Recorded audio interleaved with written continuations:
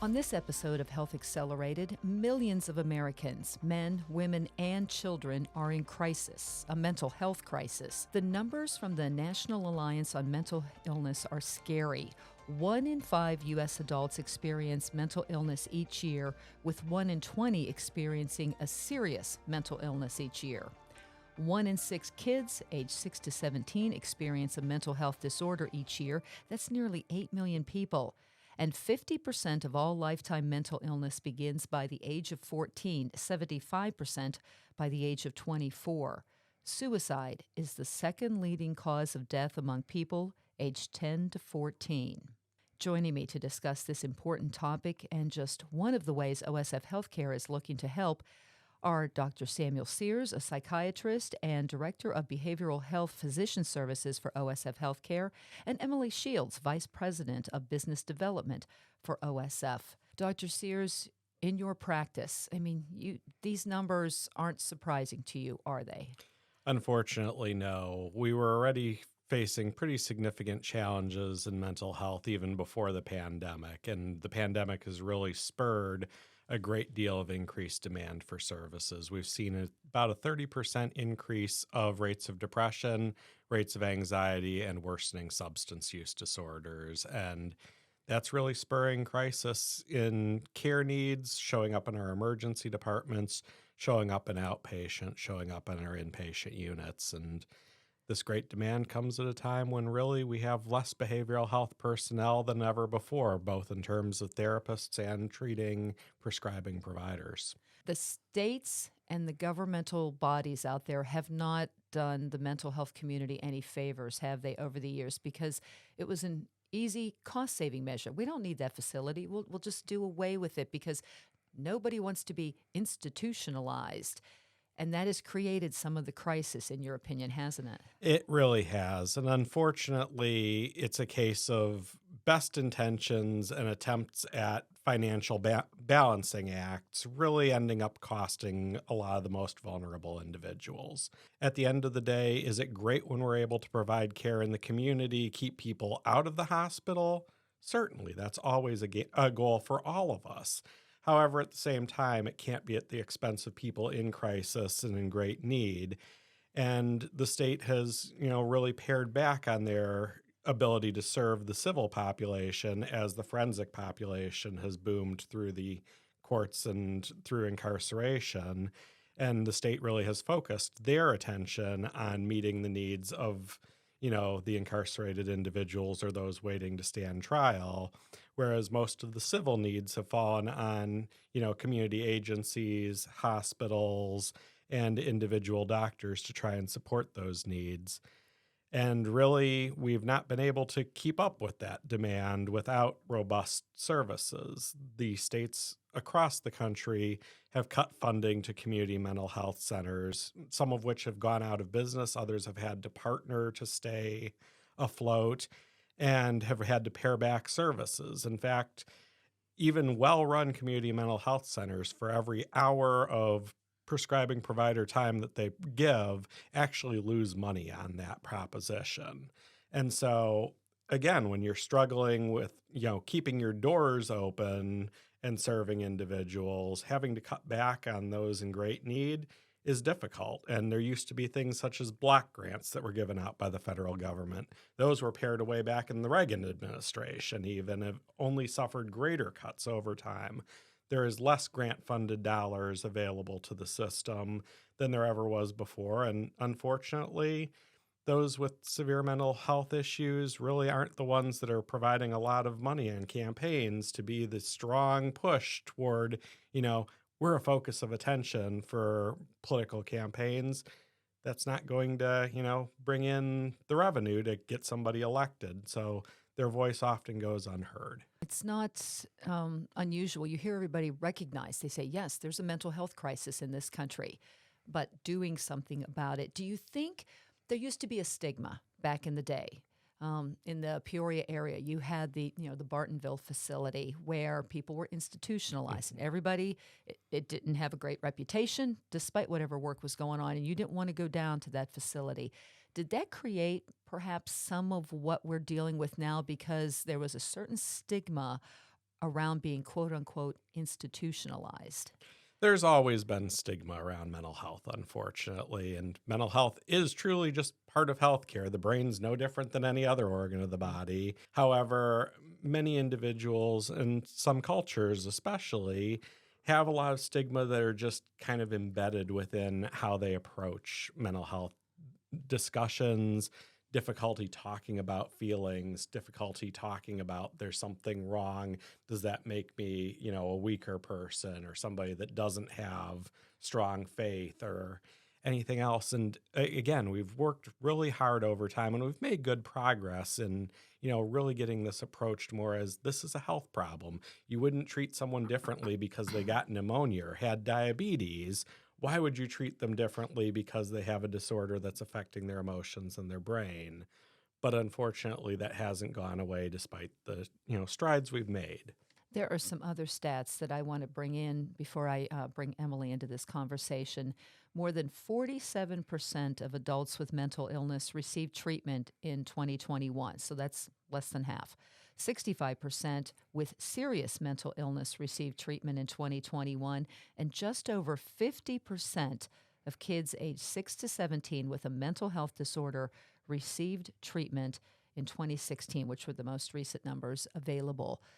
Okay, those numbers are scary too. We're not getting the treatment to people who need to have it. So Emily Shields, as the Vice President of Business Development at OSF HealthCare, we looked at some of those numbers and recognized this is a population we need to look to help because we recognize there was a need. Tell me about looking to expand behavioral health services and what we are doing in that regard. The numbers you cited are familiar to us, and we first identified the need through recognition of how many patients were leaving our service areas throughout the OSF ministry to receive that inpatient mental health care. Dr. Sears did a great job of describing the need and where we got here, and that has led to, I think, when you look at the service area that the state defines where Peoria is located, because that is where the new hospital is going to be built. I think over 2,000 from the service area in the last year left it for care. And even just from St. Francis Emergency Department alone, over 600 had to leave the Peoria area for care. So when we've identified that need, and again, the intent is that this hospital would draw a population from a wide range of area, great mileage distance. That's where we started. And so we identified the need, and we recognized that OSF HealthCare did not particularly have a ton of expertise. We have some, great treasures like Dr. Sears, but unfortunately, those resources are few and far between. And we were made aware through another hospital that we have a relationship with of their partnership with US Health Vest. And that's how it all started. We, on a recommendation from them, went to visit one of their facilities outside of Chicago, and were really, truly blown away by the expertise that they had, the resources that they had, and then come to find out when we brought Dr. Sears into the conversation that we had been sending our patients to care for them for quite some time. Yeah, I bet it would be a little surprising to people when you come in and, right now, you go to an emergency department. That's where you're going to get your care. There's the inpatient services in the immediate Peoria area are few and far between. We have some other limited inpatient services within the OSF ministry, but still, people have to, then they're realizing, wait, what do you mean I have to leave home, quote unquote, to go get care? That has to be a real eye-opener and probably not helpful when it comes to helping them with a mental health crisis, because don't you want their support system around them to make that a better process? Certainly, and that's been a challenge now for years. And this is not any slight against Methodist for the efforts that they've put in over the years. They're taking care of who they can. Their unit's just vastly too small for the overall needs throughout the greater Peoria area. In fact, they've been so overwhelmed, they've been sending many individuals out of town as well. And so even just following federal laws of EMTALA, they're required to take care of the people in the emergency department first. And so they send them up to the floors till they fill, and then out of town they go, and the same situation ends up happening for us. The reality is the demand has been so much greater than the ability to serve it within Peoria, especially since, many years ago when Zeller closed down. Again, a state facility that was operating in a busy way, much like Singer was doing up in Rockford. When Singer was finally closed, they were operating at a daily census higher than their actual ability to meet the needs with the unit that was still open. However, it was closed because the overall facility was not being utilized. Again, that being due to cuts in funding to be able to actually operate a facility of that size. And so all of these unit closures then fell to the community resources to be able to try and meet those needs. And we've also eroded some of those community opportunities. We've seen a number of closures. Most recently now, St. Margaret's up in the I-80 region has lost their inpatient unit, taking away more beds from central Illinois. And it's through attrition of losing systems. It's through losing providers. And sadly, the provider situation hasn't been improving either within the U.S. The average age of a psychiatrist is 55 in the United States, as opposed to the average age of a physician, which is 45. We are still retiring faster than we're bringing out new residents. Fortunately, we did fill our class of residents for this coming year. However, the reality is, there have been many years where U.S. residencies for psychiatry weren't filling because, unfortunately, when you're somebody that's going into a residency from medical school, you're often several $100,000 in debt. Psychiatry has consistently for many years been one of the lowest paying specialties, especially among four-year residencies across the United States, tied again to the poor reimbursement that has traditionally gone on by the government for paying for services. Also, a lot of our individuals, as we spoke about before, aren't necessarily folks of great financial means, which means that many of their payers are Medicaid, Medicare. And as anybody that works in healthcare, I'll tell you, Medicare, you kind of are breaking even or right around. Medicaid, you're usually losing some money on taking care of those individuals. And behavioral health is a Medicaid high population. And so we really need to be able to meet the care needs of these individuals, but it's really hard to convince a lot of agencies, especially a lot of for-profits out there, that, we're going to invest in a money-losing business venture. And so that's one of the things that I've actually been very, very pleased with, working with U.S. Health Vest facilities over time. They don't shy away from taking our patients with Medicaid. They really follow a philosophy, much like OSF's, of even though they're a for-profit, we need to serve our communities. We need to serve those that are greatly vulnerable and have great needs. And so they take our patients. They have specialty programs that nowhere else in the state can we access for these individuals. Trying to find somewhere that'll do dual diagnosis, mental health, and substance use disorder treatment for an individual with Medicaid, good luck outside of the U.S. Health Vest's operations. And so that's why I've loved working with them for the 10 years I've spent here in Peoria. They are a great partner. They want to work with us. They want to treat the community. They want to serve those in the greatest need. It's a great partnership. Some of the criteria that we use to evaluate the partner, and he just shared one, and that is that they were some of the only ones who do accept our Medicaid patients, knowing that that is a high area of need.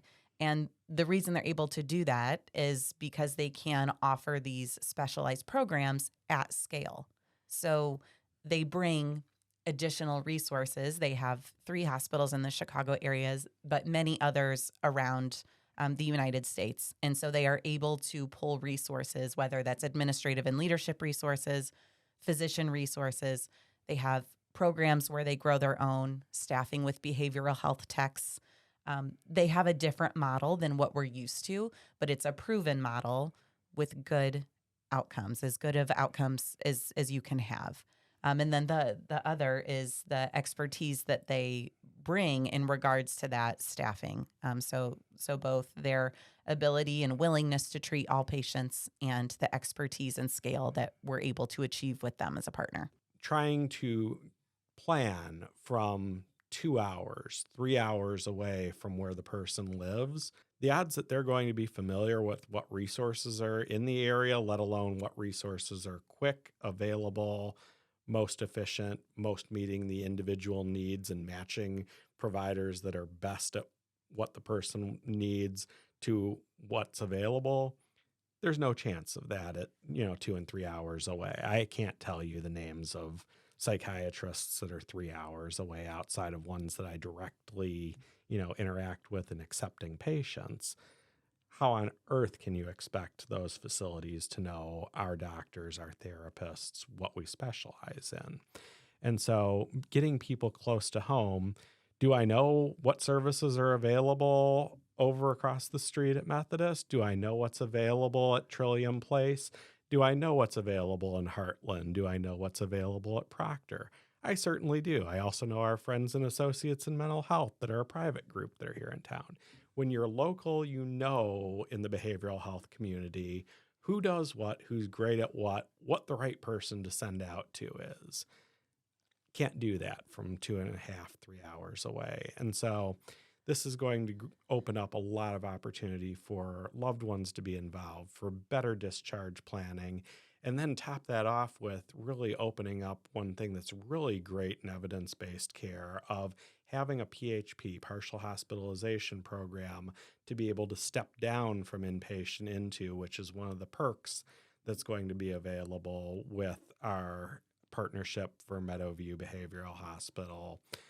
That really decreases the risk that somebody's going to get out of inpatient and decompensate further, waiting for ongoing outpatient care. This is a step down to an intensive program where for about 2 weeks, they'll be going in Monday through Friday, doing intensive therapy, having the ability to get med adjustments by either a psychiatrist or a psychiatric APN, and have that continuity of care.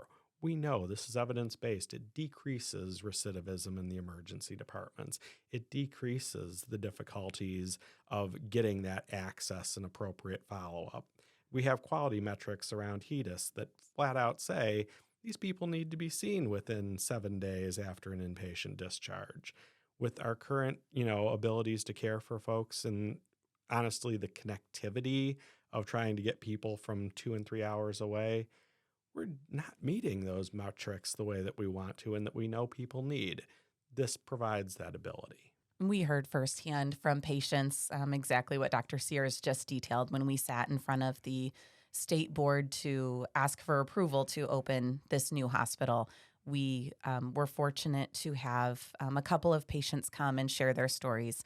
Both of them spoke to the hardships on their families and their loved ones of being many hours away and trying to visit, help them not feel lonely, and bring them home safely into a program. It has to be heartbreaking to listen to those stories, adults and children. The stories for children and what the pandemic did to our kids is so hard to listen to. I imagine it's even more so. You deal with it, the younger people every day, Dr. Sears. Yeah, and I can tell you, spending, every day seeing patients at St. Francis Medical Center doing consults and having things staffed with me, the just look of disappointment and devastation when you have to break that news to, we're happy to make that phone call and see if we can get you in over at Methodist, but the reality is we haven't gotten anyone over there in about 2 to 3 years now.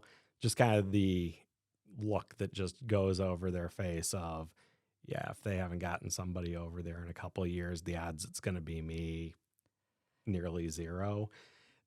That hurts when we're taking folks from other regions. So again, St. Francis Medical Center, we're getting people from all over central Illinois.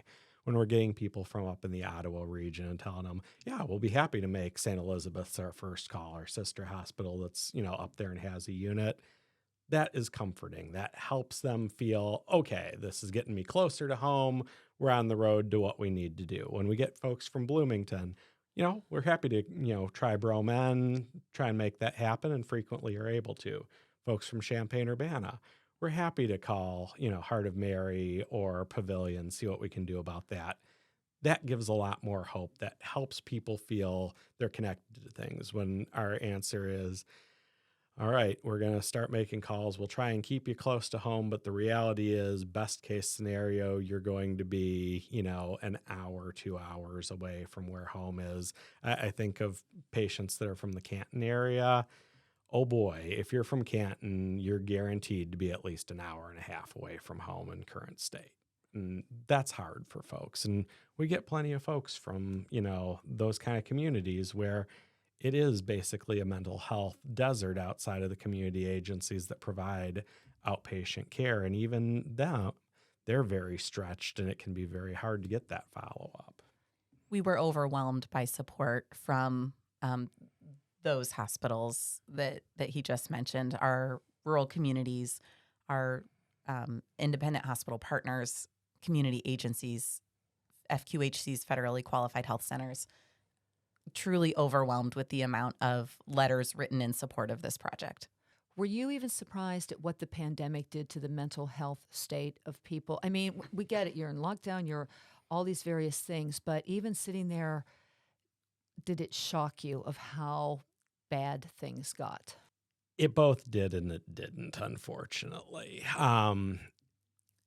Going into, as soon as we realized, how much this was going to kind of upset how the world ran, and we knew it wasn't going to be pretty through it. And as a behavioral health service line team, our first reaction when we started really processing what was going on is, while it looks bad now, the now wasn't going to be nearly as bad as what out the other side was. And I've talked about this in our, approval meeting with the board up in Chicagoland, and I've talked with this with OSF leadership kind of throughout.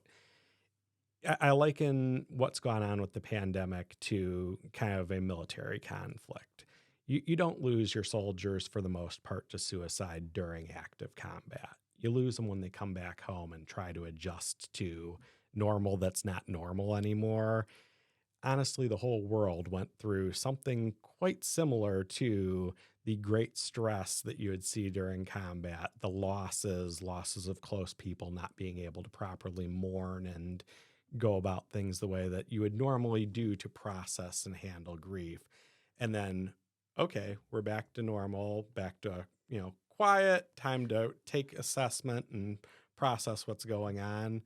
Just like our soldiers when they come back, everyone's taking stock of life, being told, okay, go back to normal now. And normal ain't normal. There's been massive economic disruptions. Many individuals, I would venture to say almost every individual, either lost somebody or knows someone close to them that lost somebody during the pandemic. Many of which, opportunities for visitations, funerals weren't the way they would normally be handled.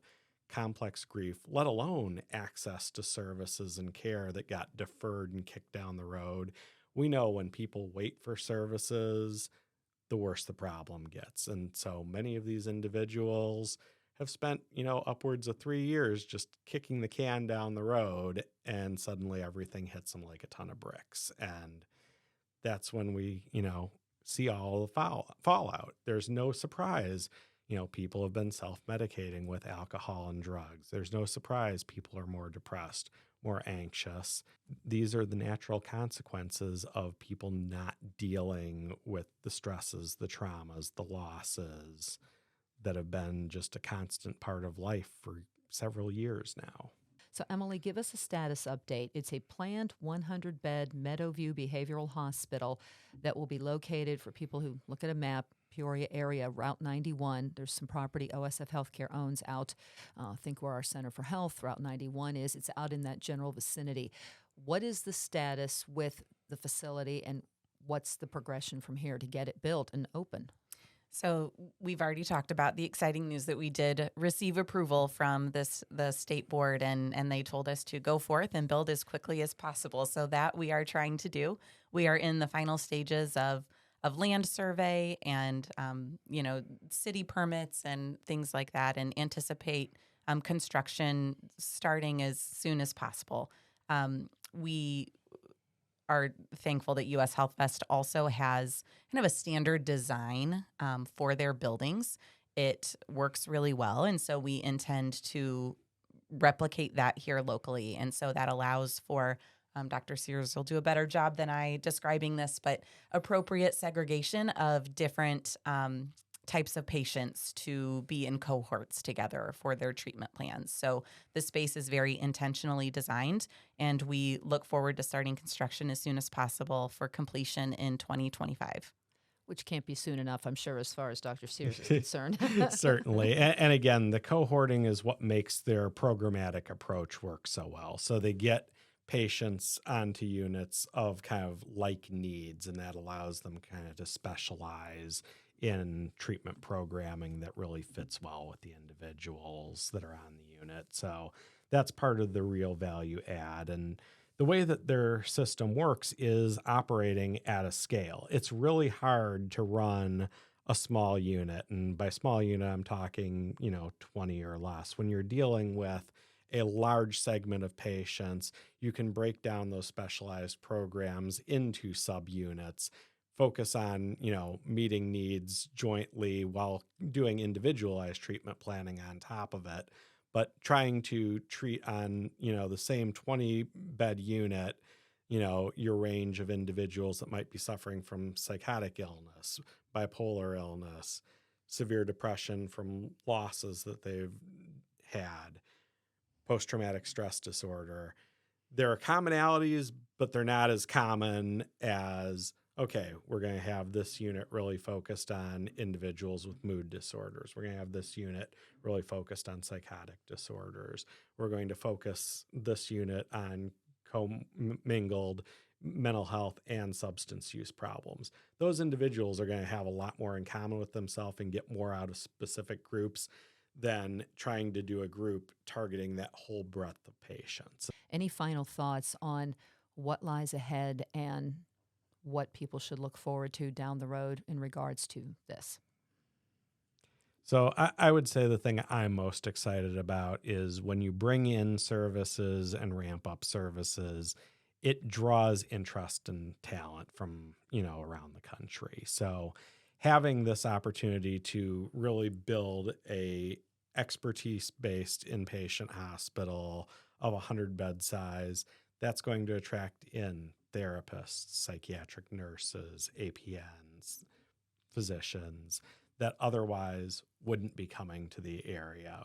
So you make this more of a destination, like attracts like in healthcare. So when you get that strong nucleus of providers, it brings more people in. And so I think this is really the best opportunity that Peoria has had since the days of the state hospitals to be able to bring in excellent mental health talent that previously would have gone, nah, I'm headed to, sunny Florida, or I'm out to California, or headed to Hawaii, and go, this is where, there's great need, but great services too.